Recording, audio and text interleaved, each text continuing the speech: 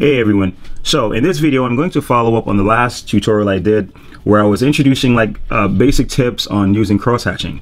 Now, why did I think it was important to do this? Well, I was looking over the comments and also thinking of a lot of the drawings that I've seen before. I figured it's a good idea to discuss what I think are the top cross-hatching mistakes. Okay, and this is based on my experience and what I've seen, and a lot of the drawings that I've seen that could be more successful if I think people try to avoid these things. Now, why is this important? This is important because practice is very important for developing or making progress in your drawing. However, it's not just practice that's important, but the quality of your practice. What are you practicing? If you do what you always did, you're going to get what you always got. You know what I mean? So it's important that you practice the right things and also be aware of what you're not doing right, so you don't repeat the same things. You know, I've seen many people who practice many hours. You know, they do lots of drawing over and over, but the thing is, they see little progress because they're doing the same thing over and over. And yes, it's somewhat of a paradox because, you know, repetition is the mother of learning. You should do the same thing, but you should do the right thing over and over. Okay, and that's where you'll see progress. If you don't correct your mistakes or go over and see what you didn't do right and try to improve on them, or, you know, remove them completely, you're not going to see that much progress. Okay, so that's why I'm sharing these 3 important tips with you, because it's important to be aware of what you're not doing right, or, you know, fix the problems that may be affecting you that you may not be aware of. And that's another thing. You know, you may not know that this thing is hindering your progress. Okay, so let's get into it. Now, number 1, and this is not necessarily in order of importance. Okay, this is just, I'm just listing them. All right, so number 1, do not rush your drawings. Don't rush your drawings. That's a very, very, very common mistake I've noticed when it comes to drawing with pen and ink.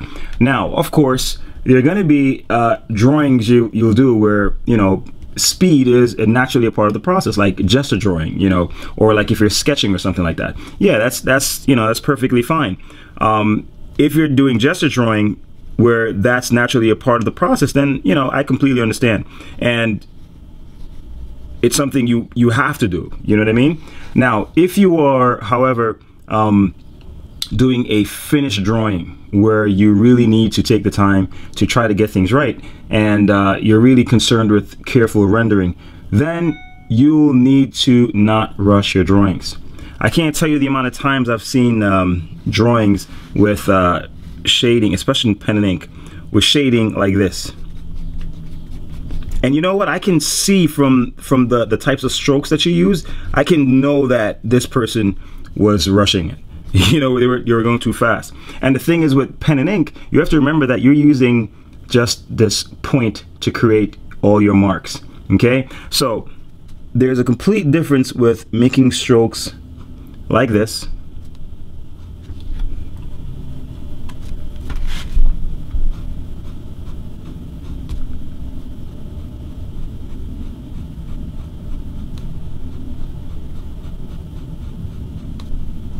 See, taking my time,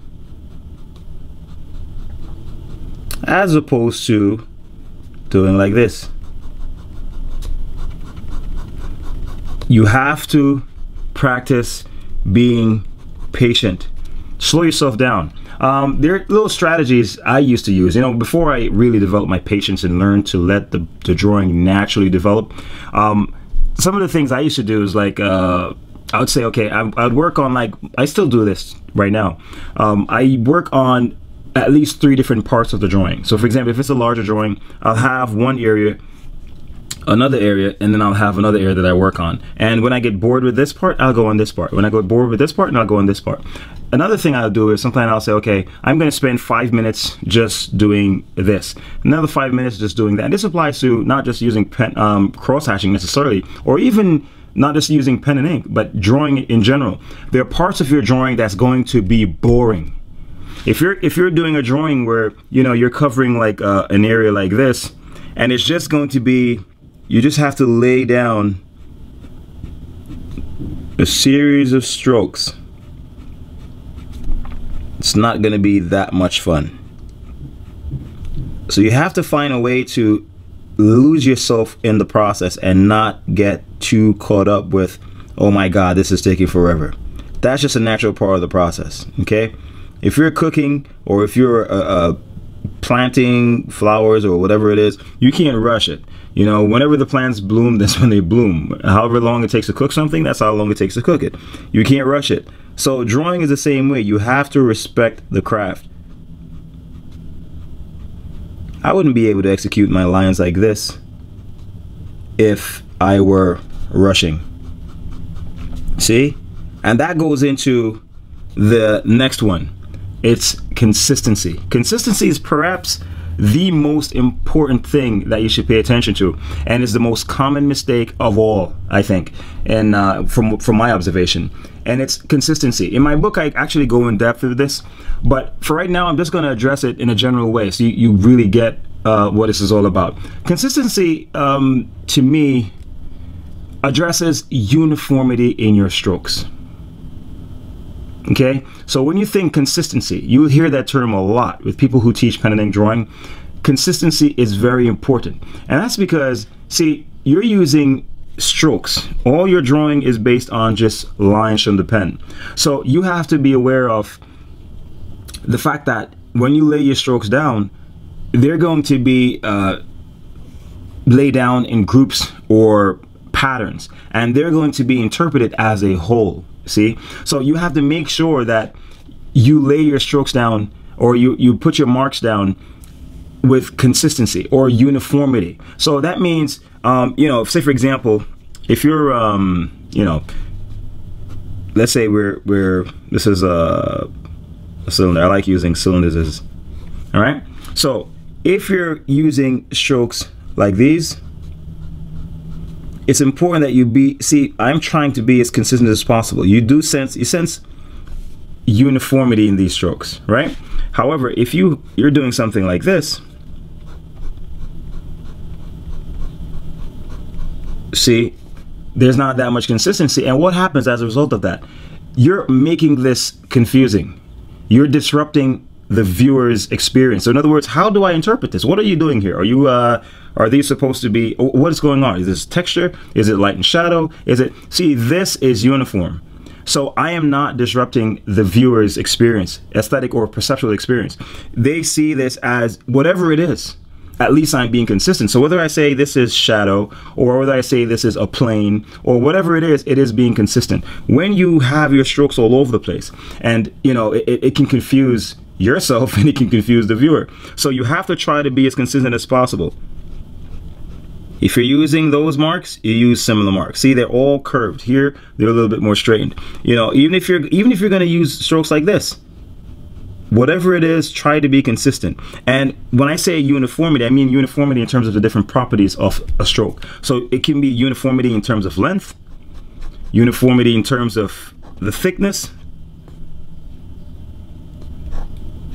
you know, uniformity in the direction, and so on. Okay, so try to be uniform in your strokes, and that's very, very, very important. And of course, it ties in with not rushing your drawings. See, it's just like with anything that you do fast. The faster you do it, the more you widen the margin of error. You know, there's more chances to make mistakes, and you have less control. So unless that's, you know, a part of your intention or your process or the look you're trying to create, then okay, that's fine. But if you want to be, you want to have more control over the outcome of your drawing, I advise that you slow down and try to be as consistent as possible. Uniformity in the properties of your strokes, and it applies even to stippling. You know, if you're doing like this, see, there is uniformity there. But if you're doing like this, you see, these are not consistent, and that can throw off your drawing, because here at least you can see that there's an overall sameness that's read in these stipples. But here, you know, because I'm rushing, I'm messing up the consistency. So it's very important that you be aware of that. Now, the third and last thing that's very, very, very important to be aware of when it comes to pen and ink, which is also another source of a lot of errors that I've seen in drawings, is that you should be aware of the purpose of your strokes. I can't stress this enough. You should, in other words, what this is doing is making you be more self-conscious or be more involved in the drawing process. What are these strokes doing? Are they creating texture? So again, let's have our little form here. You know, now this form is oriented, it's facing that way, right? Or it's facing to us, however you want to look at it. Now, if I'm going to start shading this, I have to start thinking, okay, because you have to remember, as I said, this is, with pen and ink, this is your palette, the line. The line creates value, the line creates texture, the line creates light and shade or local value. You know, it tells how light or dark something is. It tells the texture of something. It describes the structure of something. It describes the local value of something. See, all these things, it describes all the properties of a form are described using line only. So if you're not trying to be, you know, self-conscious or aware of how you're using your strokes, you'll end up doing all kinds of stuff. You may end up having strokes like this,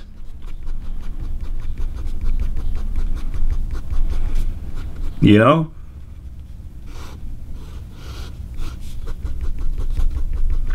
Now let's be honest. How many times have you done a drawing and someone says, "Oh, that I like the texture," and you're like, "No, that's not texture, that's shading." Or you may even confuse yourself. I'm sure there have been times before when you've done something and it's interpreted in a completely opposite way by somebody else. Sometimes that's cool and sometimes it's not. It actually indicates to you that, oh crap, you know, I wasn't effective in communicating what I was trying to represent. See what I'm saying? So if you look at this, this looks like texture to me. This doesn't look like shading. And I've seen many cases where people would make strokes like this and it ends up looking like, see, this is like a furry or hairy texture, not like a smooth. In other words, if you're communicating light and shade, then that should be inexplicably communicated. Like, don't make it ambiguous unless it's deliberate. If you're not deliberately trying to be ambiguous, try to be clear in what you're communicating. Okay, so with this, you know, if I'm saying, and this is another thing, see, I'm saying, okay, light is coming from up here. So that means under here is going to be on the shadow. So that means most of my strokes are going to be concentrated down here. So they're going to be closer down here. They're going to be bolder down here. See, I'm also thinking about light and shadow, and I'm thinking about structure as well. I'm thinking about the curvature of this thing. So notice that I didn't start out with using straight strokes, but my strokes are actually accentuating the form.